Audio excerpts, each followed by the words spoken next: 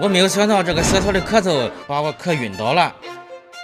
前一段晕鳄鱼，受凉感冒了，我弄了2天药，吃好一点，又反复了。有一天晚上呢，口渴了以后呢，到客厅里倒点水，咳嗽比较厉害，咳嗽，感觉上不来气，头一晕，眼前一黑，不知道都摔倒了，叫我吓得不轻。以前咳嗽也晕，这一次是最严重的一次。咳，竟然能把自己咳晕，小丽也是头一回听说。那这个先生到底是咋回事啊？晚上咳嗽的基本上睡不成觉，近2星期每次咳嗽就眼前发黑，一发黑，只要手边没什么扶的，就直接就晕倒了。这在临床上叫咳嗽晕厥综合征啊，是咳嗽引起的这个脑缺一过性缺血。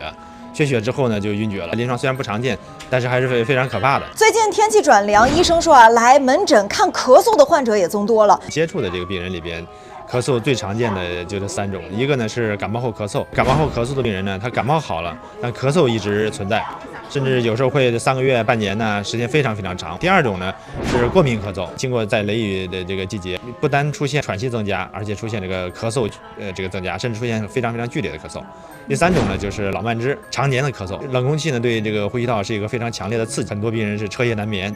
咳嗽的话，其实有很多的食疗的方法，大家不一定说是非要去吃药。1岁以下的小孩多喝温开水，1岁以下的小孩是绝对是禁止喝蜂蜜。小孩其实咳嗽还有一个很重要的原因就是鼻后滴漏，鼻腔的分泌物啊很难从这个前边出来，它从这个鼻腔的后边倒流到这个咽腔，引起咳嗽，这个其实非常常见。这样的小孩的话，晚上可以睡觉的时候后背垫一个这个毛巾，头啊尽量往后仰一点，不至于说流到这个咽腔。另外的话，可以用手掌搓热放到他的后背，热毛巾敷背，同样也有很好的一个镇咳的效果。